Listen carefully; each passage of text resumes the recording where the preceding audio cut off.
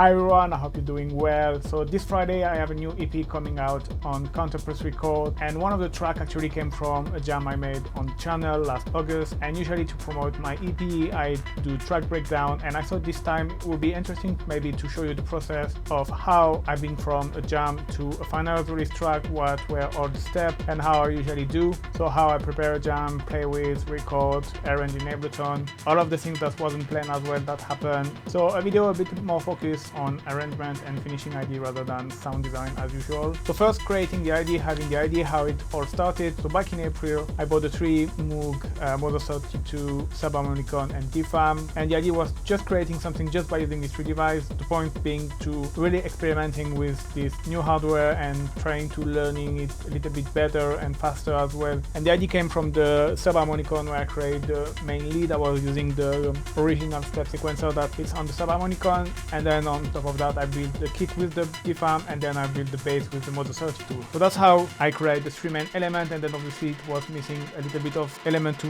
just play with it to make it interesting, so I decided to add some drums. So I programmed some drums in Ableton using drum rack. So yeah, before to jam or to start to prepare the jam, I will make sure that I have enough content to kind of create a full track, and then I will preparing the first jam. So once I think I have enough material to play with, I will usually go over each element and wondering myself, okay, how can I modulate that live to make it fun, to make it more exciting. So it can be any send parameters such as a cutoff or decay, but it can be as well some sequencing stuff, for example adding extra step with the DFAM. Here I was relating as well the sequencer of the subharmonicon, but it can be as well mute unmute my hats track. I have as well map low cut on my master effect for the break. So in my head I made the list of all of the things I can play with that can be interesting. Even usually I think about more stuff that I will actually use, but this way I have more possibility and I can see what's work, what doesn't. And then when I know more or less how to go, I usually play with the first jam, which I call like the fun one, which this one is gonna be kind of random. I just press play and I try a lot of different combinations, trying which sense goes well together, trying different drum pattern, drum combination. So usually this one is resulting in a lot of mistake and things that doesn't really sound good, but it's a lot of trial and error to know what sounds good or what doesn't. And it's a great way to me as well to start to think about arrangement and how I can put together a few elements to create different parts of the track, so such as the chorus or the verse. I can start to think about how I'm gonna bring tension, how I'm gonna high dynamic, bring things down, then bring things up, add energy by using hats. And usually these kind of things come up the more you play with the different elements you have, the more you experiment with. And then when I've played enough, I stop the first jam and I start to think about a more serious and structured jam. So because most of the time the problem with this first jam, it will be all over the place, very messy, with things happening, very unstructured, a lot of mistake, error, and to turn that into a track is usually very hard. So what I'm usually doing, I'm start thinking about how I could like having an overall structure of a track. So for example, I will have the intro where I turn on the cutoff, and then I will have an energetic part where I open the cutoff of the bass and the synthesizer, but I have a lot of drums as well. And then after I will go into a break, bring the tension with the cutoff, and then drop the sound without any drum, maybe bring down the filter. So I start to think about a kind of overall structure. So this way, so later on when I record the jam in Ableton, I have already something more or less structure. And even if it's not obviously the final arrangement, at least I have a kind of guideline and structure that I can follow, and it's easier for me as well to put down more structured track that can be easily released. Because jam all over the place is for sure it's fun and it's nice, it's more like natural, whatever, but then to transform it into a release track is quite of hard, because no one wanna listen to a 15-minute track where there is a lot of random stuff. So that's why I will do this extra jam, just to have things a bit more structure. So this second jam is actually the one which is on the channel. I will put the link in the description. And even though I know more or less the structure, then I still experiment with all of the modulation, the pattern changing. Everything is not really plain. I know I can do it, but I don't exactly know when to do it. So I still leave a lot of room for improvisation, but I think it's important to have global structure if you want to turn your track into a release track later on. Then the afterthought. So here what would have normally happen is I recorded the jam that I show you on YouTube, and then I will go in Ableton and arrange it. So the first part did happen, I did record the jam, but I didn't arrange it into a track because I was busy with YouTube or other project, and it's just only 2 months later that I reopened the project. And as sometimes it can happen, when I re-listen to the recorded jam, I was not really happy with, and I felt like it was very hard to create and arrange change the track from the recording I had. Even though I had like pretty much structure, it was still like very hard to make a full track out of it. So luckily for me, I didn't touch any of the parameter of the MOOCs, so everything was still at the same place than 2 months before, so I could just re-record the main lead. But you're gonna see I've done something a little bit different, and for that we need to go inside Ableton, and I'm gonna show you what I've done before to press record and to record live. So I decided to write down in Ableton with the marker the different part of the track, so this way I could press record, and then while I was turning the knob of the subharmonicon, I could know if I was in the intro, in the verse, when I have to open the filter, when I have to close down. So let me show you in Ableton how I did that. I have some marker here, and you can see I knew that this part will be the intro, so while I was recording, I know that I will have to open the filter of the subharmonicon slowly. I will have the break, so probably some modulation here. And then here you see I write high part, so here it will be the part where I play with the filter, mainly open, close. I will play with that to add variation. It's going all around there, and then you can see here you have a low part, so I will know that at the recording, when the recording arrives to this point, I will just bring down the filter and let it down a little bit until it goes into this break where I will probably open it more, bring tension, and then after I will have this variation part. And you can see after from this there is no any more markers, so I guess from that, because I knew this will be like the last part of the track before the final break and the outro, I say okay, I'm gonna play with the lead until I feel like it's getting boring, and then when I feel it's starting to be boring, I will decide to more or less know when I have to do the break, so I will bring down the filter and then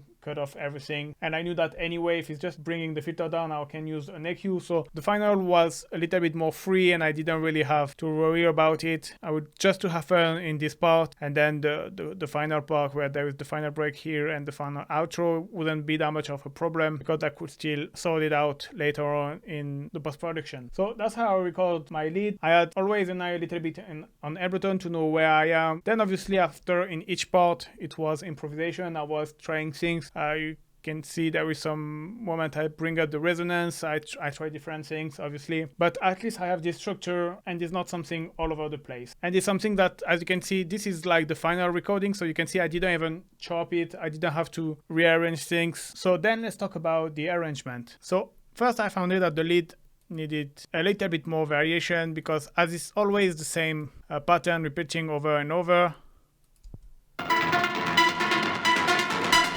I needed to add a bit more movement. So you can see I duplicate the track. This is just like I've done some different processing to make it a little bit more full. You can see it's the same process on this one, and on this one you have the flanger, you have the same reverb, the same EQ. The only thing is this one, just make it a little bit louder with the rack. All the rack I use I will put the link in the description. So here the main difference is this one is more like in stereo,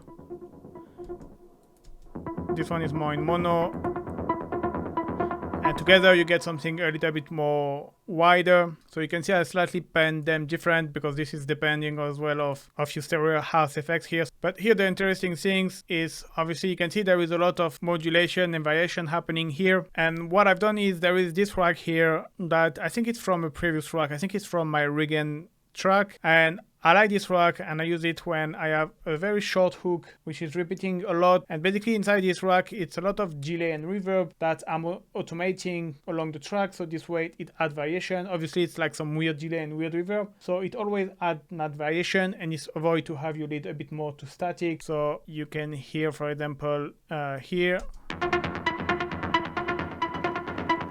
see slight delay,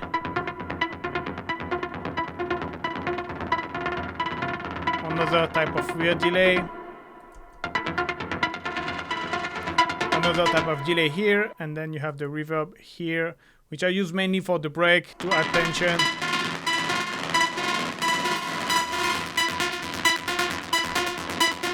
Yeah, basically you can see it's different delay that I will put on and off. I have already this rack that I will put in the description, which is kind of a reverse pitch delay. And yeah, all of that will add variation, making your lead always change. And on top of that, there is a part as well during the low part, so where I bring the filter down, I will use the Redux to create this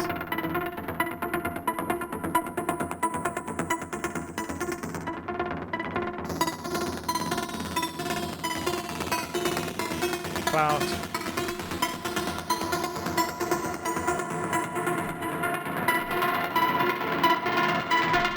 So yeah, that was the main thing. So usually what I will do for this automation, I will just press record, like to record just the automation, and I will play with the push, and I will record all of the macro, showing what's working, what is not working. And yeah, if there is some stuff I don't like, I just cut them. But yeah, most of the time I always play without recording to see what's work, what doesn't, and then after I record, and I just cut what I don't like. Now once I have that, the main thing was the drum, so it was the kick.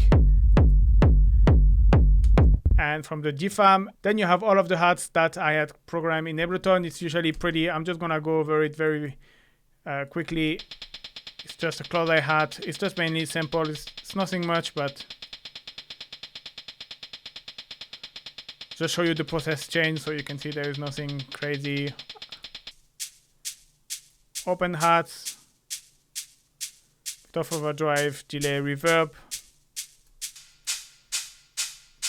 That's an interesting one. This is like a layer hat, and what I like to do is you can see the attack is at 35%, so it's giving this aspiration effect. If I bring them all at 0 millisecond, see you have something very percussive, which can be nice, what you are looking for. But here I was looking more for something a bit like a shaker kind of sound. And usually bringing your attack around 20-30 milliseconds help to give this shaker effect. And then I automate the decay as well. I leave it super open here, and then I close it more for this part. And then you have the ride. Nothing crazy, you can see in terms of processing, and just adding a percussion.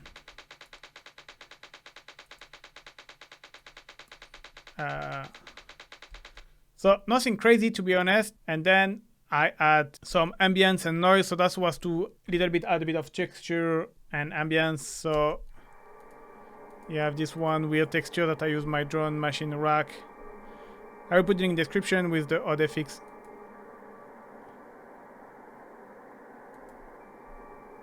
rack and with hybrid reverb. Here I have a noisy ambience. I use the autopan to, it's kind of a steady noise, but then I apply autopan with a kind of acting like as LFO on the volume to create this gated effect, with another autopan where this time make your sound go to the left and right. And then I have this noise that I recorded from the Mozo 32. Here one thing I like to do is I like to take an EQ and, like, for example, boost here like around 8 dB, and then I will use the LFO to have this sweeping effect.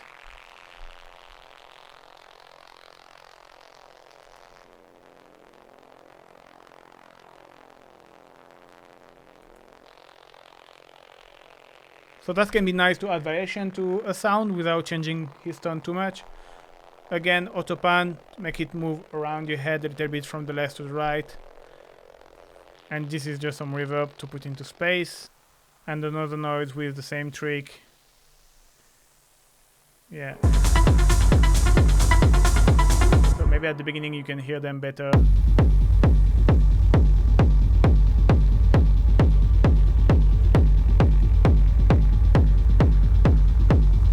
And then once I have that, I didn't talk about the tom actually, sorry.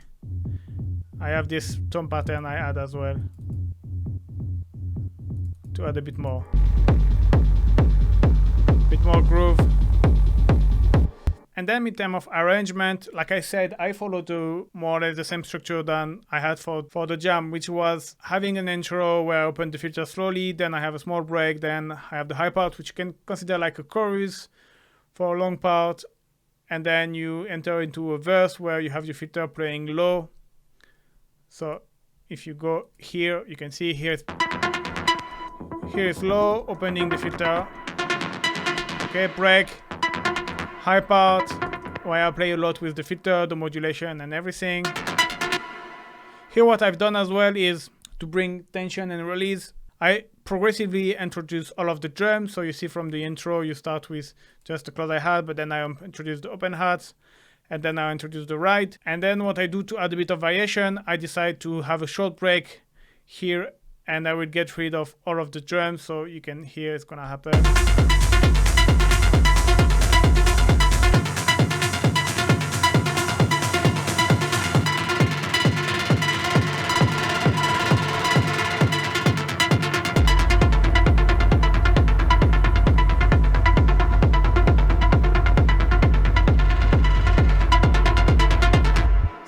here something I use a locket was for the small break. I use this often instead of cutting the kick completely. I like to use just a locket, and here you can see during the break I usually bring tension because I add also some reverb and delay to the main lead, so it gets this kind of rising effect. And then I decided to get rid of all of the drum because to add a bit more dynamic to the track, so we have a very high energy moment and then we go down into a more lower moment. And this is usually important if later on you wanna go full blast again, very driving. It's great to have lower part, so this way you can create higher contrast. So then it's still playing the same kind of variation with the filter quite open. And then here I have a small locket where I have this kind of, we can call the verse, where it's gonna be the filter very down.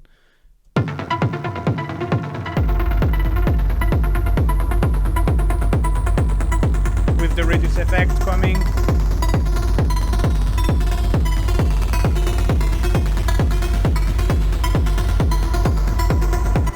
And then the idea was to bring all of the drum back, having another energetic moment. So what I've done here, I've done a break, and you're gonna here have the same, some delay and reverb to bring tension. And then after I would drop with the open hats. Notice that here I'm using a second open hats that I didn't use in the first part. So this add variation, that is something I try to do as well with my hats and ride. I always try when there is a drop, like have the hats coming in a different variation. For example, here, first you start with close eye hat, then I add open hats, then I add the ride progressively.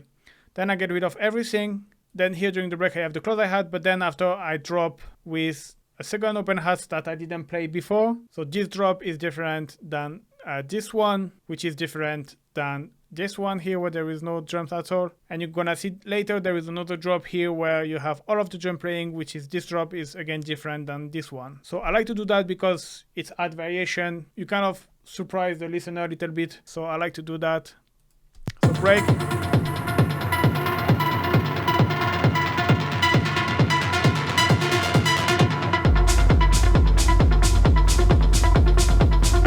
With open hat.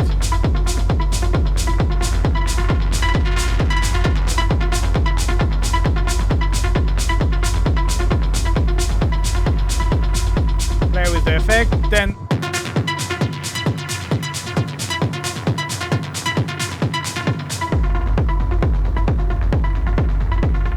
again here what I will do is I bring down the filter, I calm things down, so this way when I will bring all of the drum now here, it will be more impactful. So again, having lower moment in your track is very important to make higher moment more impactful.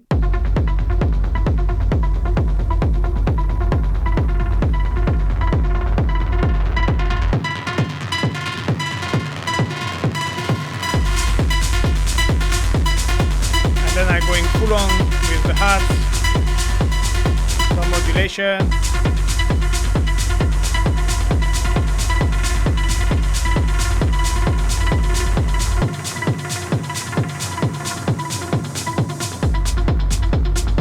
And then it's almost our outro. It's like a pre-outro. The lead is still moving a lot, but we get rid of the ride. And then here is our final break.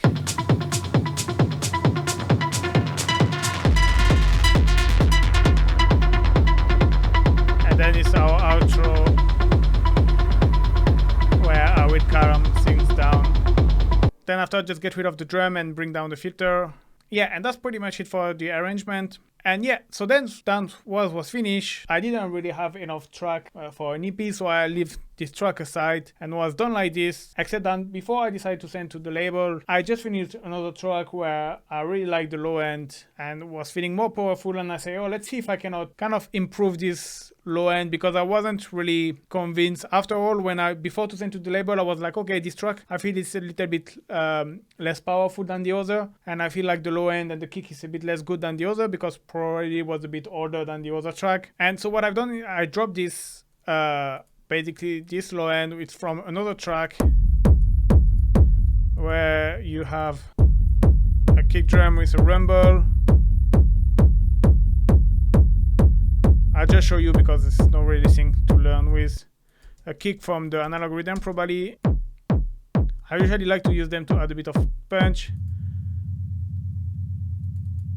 Some rolling tom with my tom rumble rack.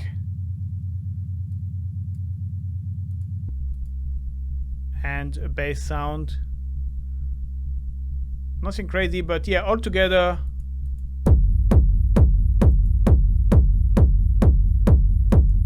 And when I put it into the track and I put it instead of the first kick, it sounded better in my opinion. I might have get rid of the tom, but